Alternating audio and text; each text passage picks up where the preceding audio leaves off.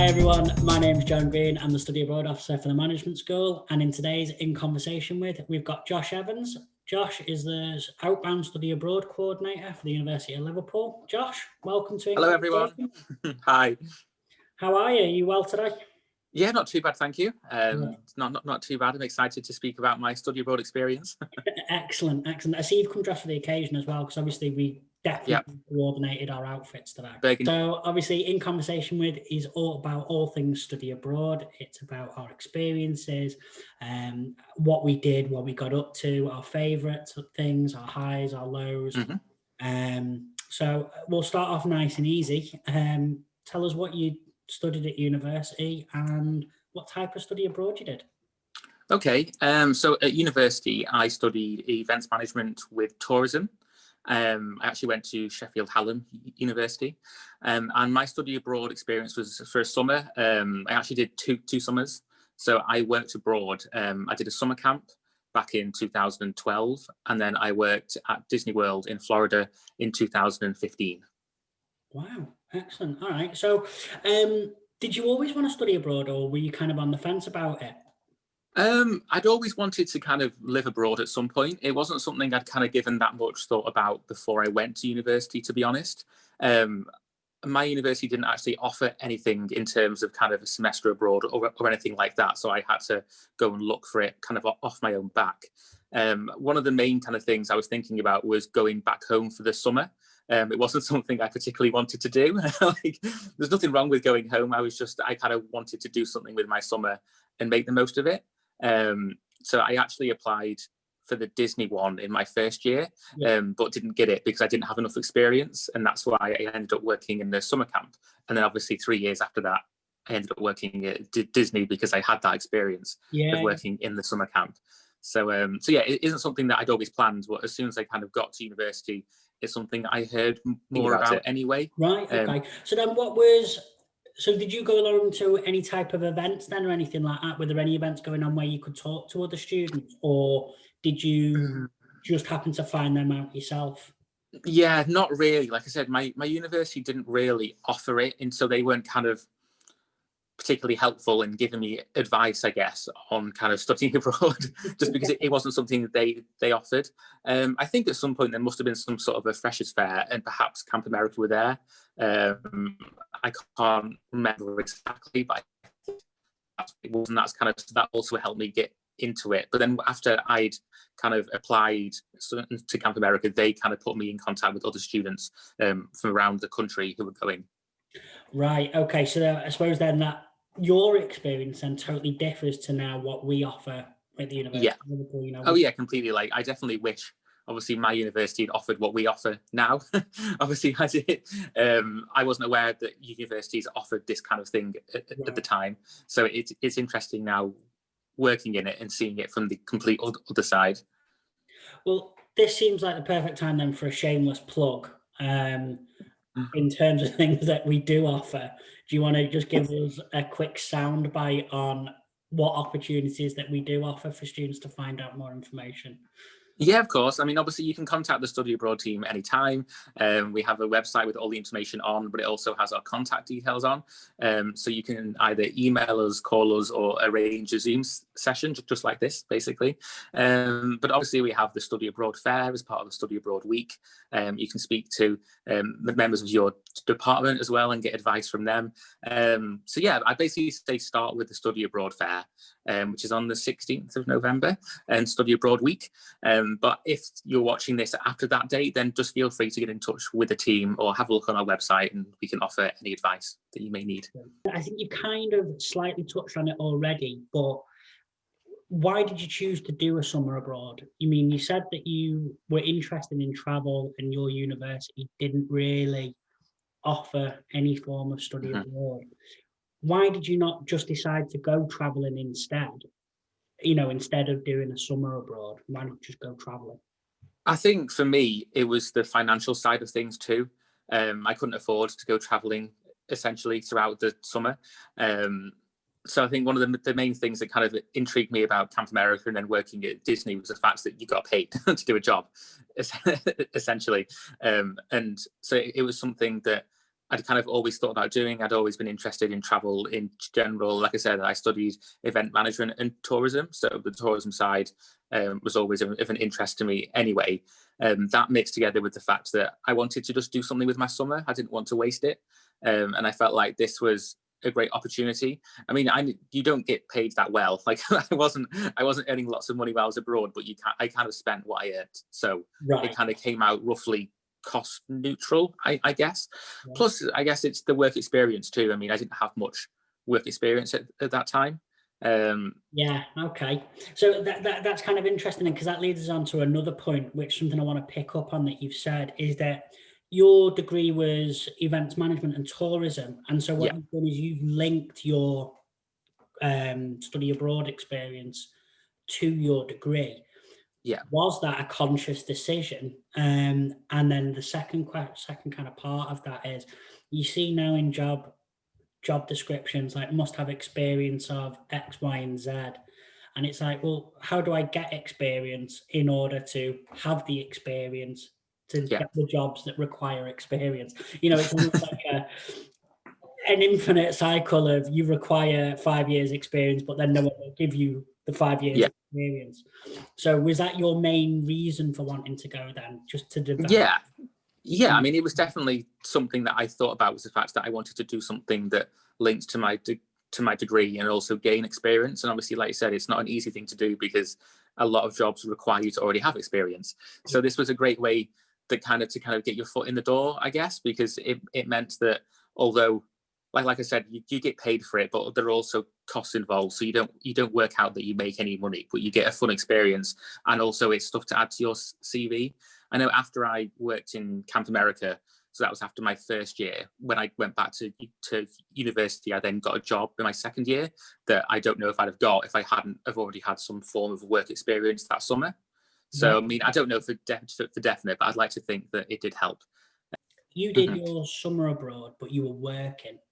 At the University of Liverpool, we offer summer abroad programs as well, but they're slightly different. They're more of a combination between academic learning and social and cultural programs. Yeah. Students will get to go on trips around different cities and look at the highlights, really, and they'll have a ready-made network of friends, as it were, who are also in the program to get involved with.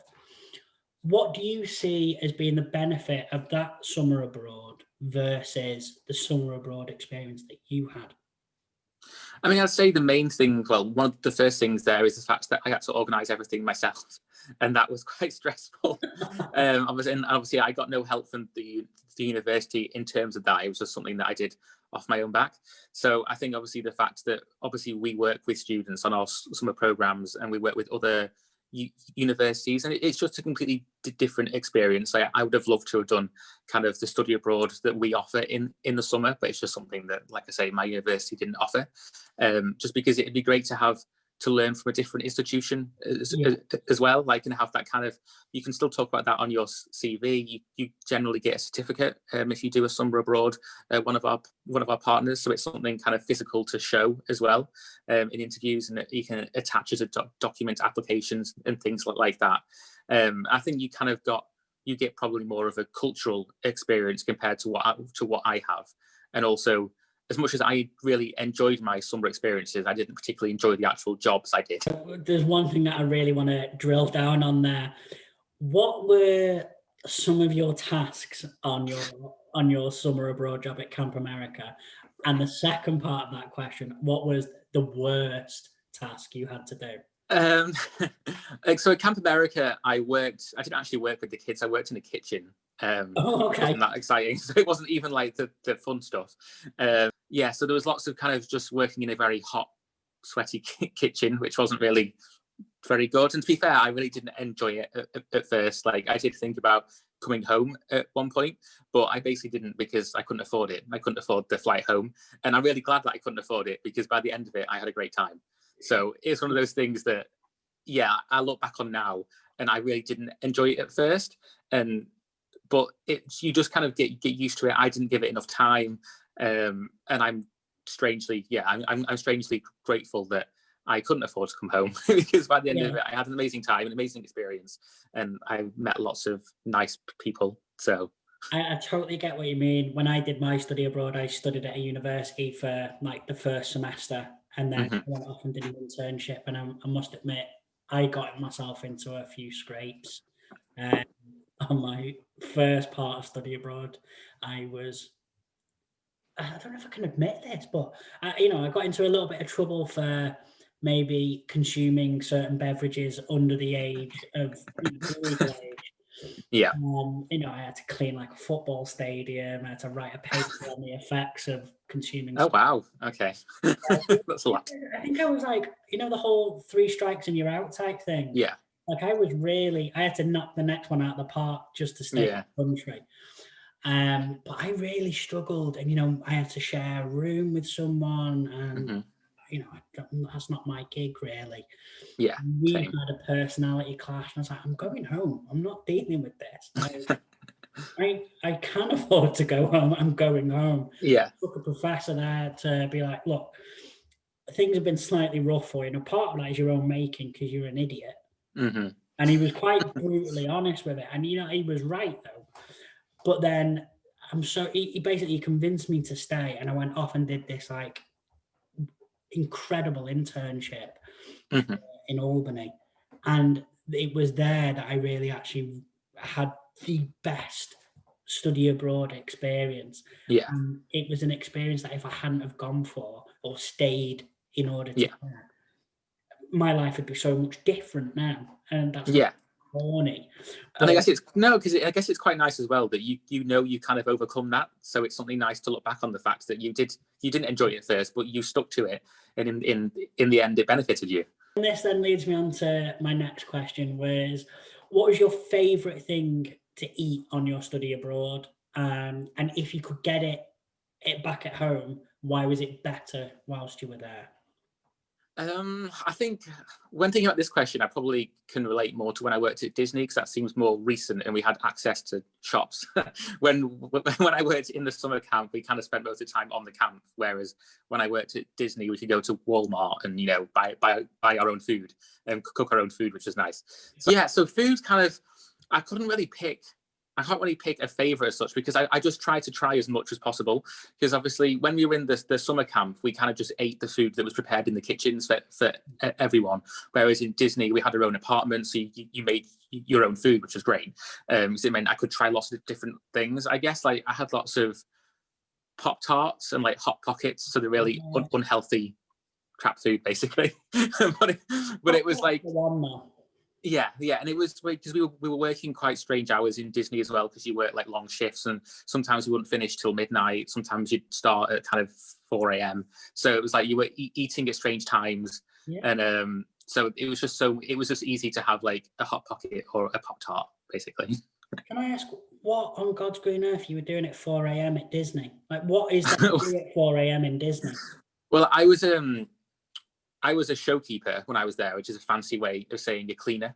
So it's just like Disney had their thing in front of everything to make it sound magical. So I was a showkeeper. So we obviously had to start before the park opened. And it opened from 8, and we had to be there by 6, which meant roughly you had to leave the apartment complex around 5-ish and get up about 4:30. So it was, and then the park in the peak summer season is open till midnight. So then you have to work till 1 a.m. and then you get a bus home. Sometimes you're not home till 3 a.m. Next question is still along the kind of the food lines, but what was your favorite drink whilst you were out there? Is it the Arizona iced tea, or was there something? Yeah,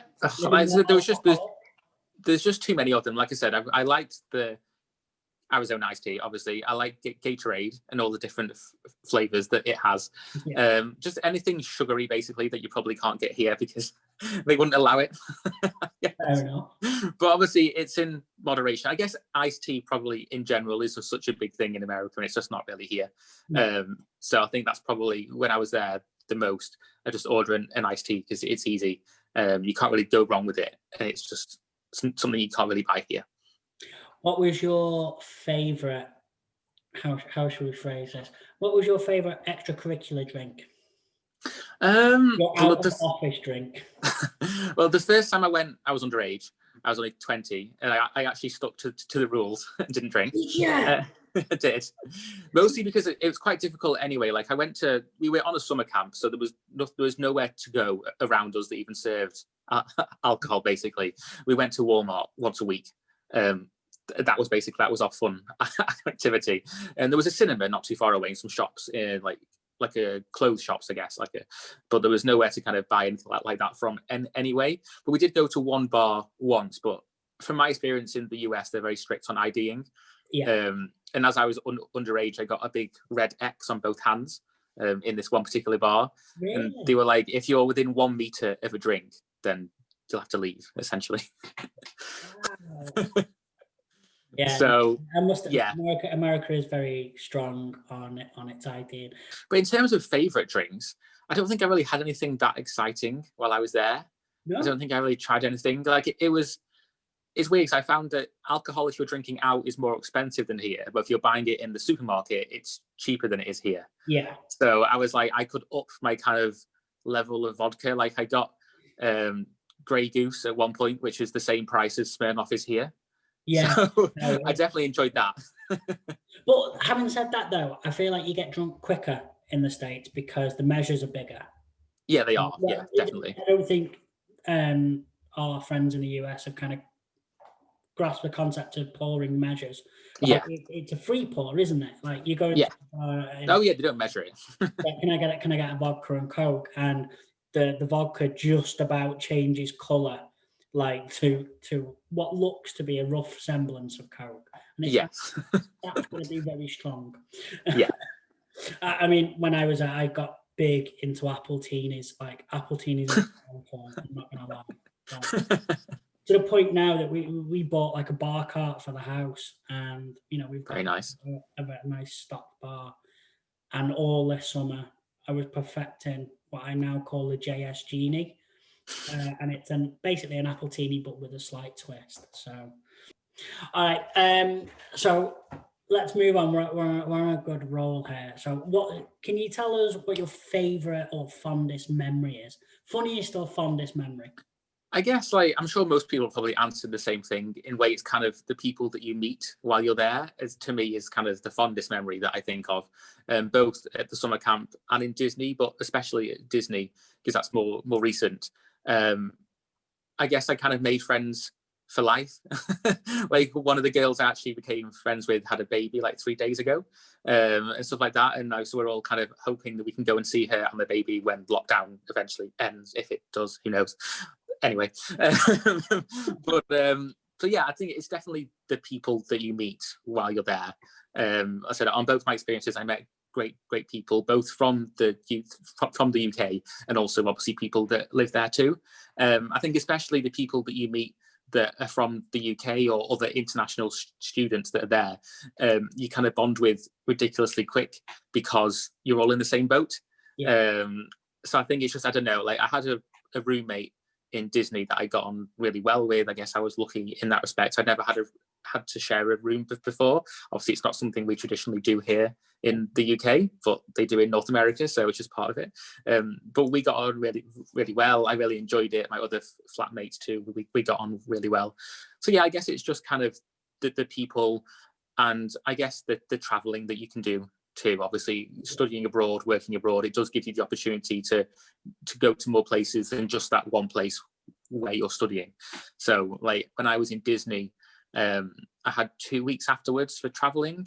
I didn't really do too much traveling while I was in Disney itself because it was a job. So obviously, like any other job, I only got 2 days off a week, but we did get free access to all the theme parks. So that's what I did on my days off. And then I ended up doing 2 days in Boston on my own as well, which I think that might have been one of my favorite parts. I'd never kind of traveled on my own before. Yeah. And I think I was kind of a bit apprehensive as to what it was going to be like being in a new city abroad on my own for 2 days, but I really, really enjoyed it. Let's get into that then. So you saying there that you were a bit apprehensive about, traveling alone. Yeah. What was your thought process behind that? Kind of like, why were you so intent on trying to do it then, if you were scared of it? And then secondly, how did you overcome it? I think, I mean, I had a friend that lived in Germany for a while, so I'd flown on my own before. I'd flown to see him, but it was more the fact that I wasn't really sure what I'd do or if I'd get bored. To be honest, like, I'm not. If you're on your own, I mean, the reason I ended up in Boston on my own was essentially that when I found out I was going to Disney, obviously I had to book my flights, and I didn't have much money again. I was a student, so I worked out the cheapest place to fly back from to the UK, and that was Boston. Yeah. So I was like, right then. So I kind of knew before anything that I needed to end up in Boston, no matter what happened. So that was kind of how I ended up doing it on my own, because I went to Miami after Disney, then went to see friends in Colorado, and then I was like, you know what? I mean, I guess I could have flown straight into Boston on the same day that I flew out, but I was like, well, I'm not going to waste the chance to go to a city that I've not been to. The common theme that runs through that people think studying abroad is too expensive, it's out of their reach, they can't afford to do it.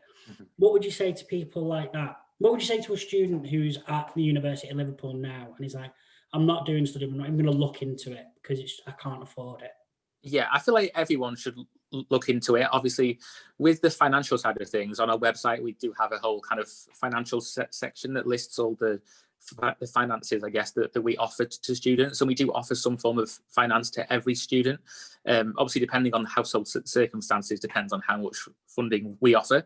But everyone is entitled to something, which is great. Yeah. And obviously, if you are interested in studying abroad for a semester, you don't pay any fees or anything like that to your host. You just pay the standard fees that you would normally pay to Liverpool anyway, because we work on an exchange basis. So every student we get here, we can send a student abroad. So it's not like, you have to pay. I mean, some of the American and Canadian universities charge a lot for a semester, whereas you're just paying what you'd normally pay to Liverpool here. So obviously you're actually getting a better experience, if that makes sense, or not a better experience, but in terms of finances, if you were to study for America in a semester and pay their fees, it'd be a lot more than what you're paying here to Liverpool.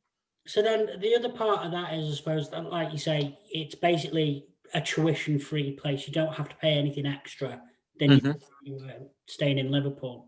What about accommodation though? Like, a lot of students think that, well, they're going to need accommodation in Liverpool and they're then going to need accommodation when they go abroad, kind of. Yeah, I mean, obviously, depending on what study abroad program you do. So if you're interested in the year in China, for example, that's an additional year. So you wouldn't have accommodation here anyway. If you want to do one of our summer programs, they range from a week to 8 weeks, and again, it's over the summer, so you're unlikely to have accommodation in Liverpool kind of already set, and if you are, it's only for between 1 and 8 weeks, so it's not too bad. If you want to do a semester, obviously you don't want to pay, like you say, for a semester here of accommodation and then also pay for your semester abroad, but students can stay in the Study Abroad Village, which is 2 of the university owned accommodations on campus, and basically they offer semester only lets. So you can just do a 6-month roughly let here, and then obviously then you could go abroad and do your 6-month accommodation at your host university abroad. So it's a great way to not have to worry about trying to sublet your house or anything like that. And also lots of the international students that come to Liverpool also stay in the Study Abroad Village. So it's also nice to meet other international students. Of course.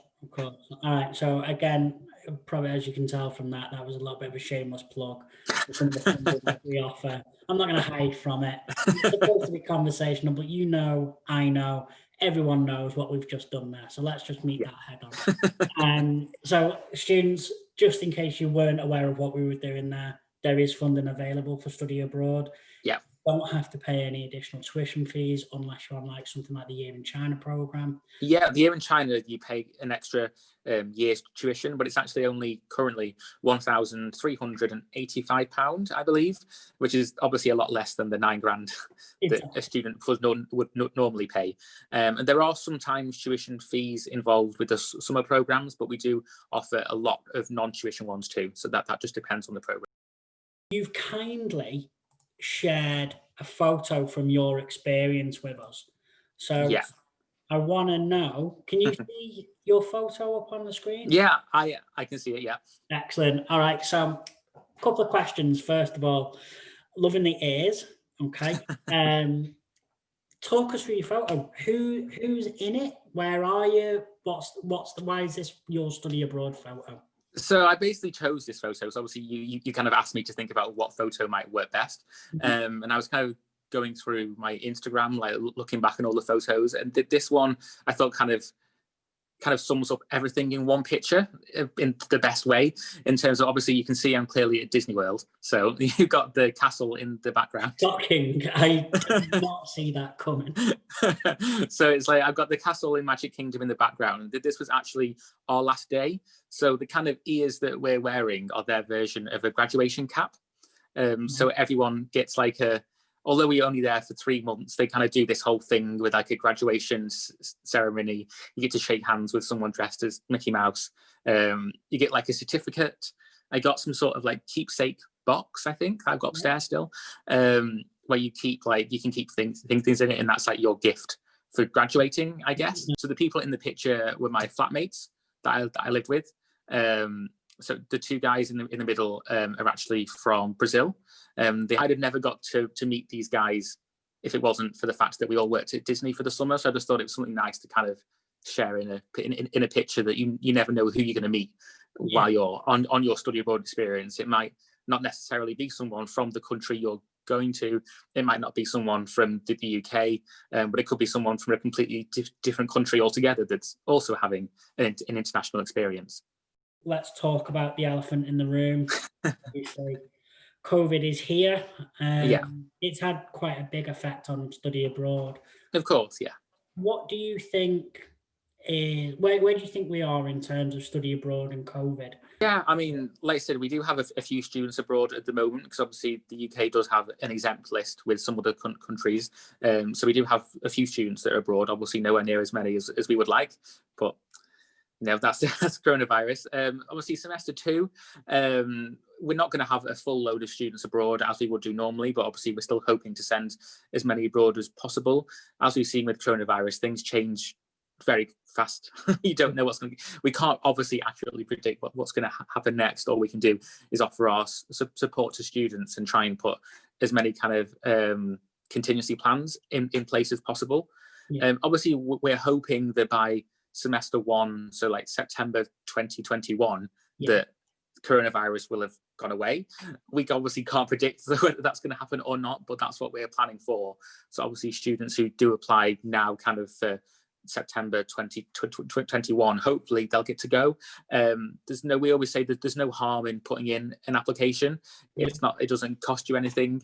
It's just, if it's studying abroad is something you're interested in, then I definitely wouldn't let coronavirus kind of stop you from applying and stop you from doing that. And I just put an application in anyway, and we'll see what happens. And obviously, hopefully, you'll be able to go abroad. Excellent. All right, Josh, thank you very much for that. So we're coming to the end of our conversation. So I want to, if I can, ask you for one piece of advice that you would give to a student who's either interested in study abroad or who is on the fence about it or is not interested at all. What would be your one piece of advice? That it doesn't cost you anything to apply. It doesn't cost you anything to look into it, to check our website, to come to the fair. Like, you have to spend a little bit of time thinking about it. But if it's something that you might be interested in, or even if you think it's not, just have a think about it anyway. Like, it's something that you can only do while you're a student. All right. Again, students want to say that if you are interested in finding more about study abroad, we've got things like the Study Abroad Fair, which is the 16th of November. We've got the Study Abroad Week, which is going on from the 17th to the 20th of November. Check out the Study Abroad website. Make sure you register for sessions. Make sure you register your interest in things. Get in touch with us. I hold a drop-in every Tuesday from 3 p.m. to 4 p.m. How you can contact me is on your Canvas and Vital sites. The email address is all up there, and the link to the drop-in session as well. So make sure you check out Canvas. Have a look on there as well for some of our other videos about what types of study abroad opportunities are available. Check out the other episodes of In Conversation With as well. And I think that's it. I just want to say, Josh, thank you very much for joining us for In Conversation. No problem. I've enjoyed it. Thank you very much, and goodbye. Bye.